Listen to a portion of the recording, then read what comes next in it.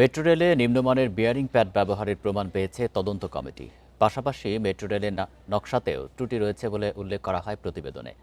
বৃহস্পতিবার সংবাদ সম্মেলনে এই তথ্য জানান সড়ক উপদেষ্টা ফাউজুল কবির খান। যদিও জাপানি প্রতিষ্ঠান দাবি করেছে বিয়ারিং প্যাডের মান ঠিক আছে, তবে তৃতীয় পক্ষ দিয়ে পরীক্ষা করে ত্রুটি পেলে সর্বোচ্চ ব্যবস্থা নেওয়া হবে বলে সংবাদ সম্মেলনে জানানো হয়। গেল বছরের অক্টোবরে রাজধানীর ফার্মগেট এলাকায় মেট্রো রেলের বিয়ারিং প্যাড খুলে পথচারীর মৃত্যুর পর তদন্ত কমিটি গঠন করে সরকার। প্রায় 2.5 মাস পর বছরের প্রথম দিনে সড়ক উপদেষ্টার কাছে হস্তান্তর হলো তদন্ত রিপোর্ট। তদন্ত প্রতিবেদনে বলা হয়, মেট্রো রেলের নকশার ত্রুটি ও নিম্নমানের বিয়ারিং প্যাডের কারণে সেটি খুলে পড়ে এ দুর্ঘটনা ঘটে। তবে দুর্ঘটনার পেছনে মেলেনি কোনো নাশকতার প্রমাণ। অন্যান্য পিয়ারের তুলনায় কম্পন অনেক বেশি পরিলক্ষিত হয়েছে।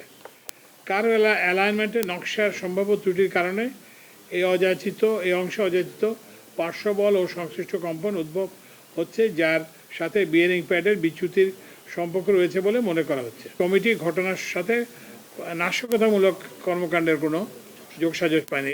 এদিকে জাপানি প্রতিষ্ঠান এ দাবি প্রত্যাখ্যান করে সব বিয়ারিং প্যাডের মান ও সকল কিছু ঠিক আছে বলে দাবি করেছে। তাই তৃতীয় পক্ষ দিয়ে পরীক্ষা করা হবে বলে জানান উপদেষ্টা। বলেন, দায় প্রমাণিত হলে বিধি অনুযায়ী ব্যবস্থা নেওয়া হবে। বিয়ারিং প্যাড সরে যাওয়ার কারণ সুনিশ্চিতভাবে নির্ণয়ের জন্য থার্ড পার্টি ইন্ডিপেন্ডেন্ট কনসালটেন্ট দ্বারা বিস্তারিত অ্যানালিসিস এর মাধ্যমে ভায়াডাক্টের স্ট্রাকচারাল ডিজাইন ও ট্র্যাক ডিজাইনের গভীর পর্যালোচনা করা প্রয়োজন। কমিটির সদস্যরা বলছে, মেট্রো রেল চলাচল ঝুঁকিপূর্ণ ঘোষণা করা হচ্ছে না।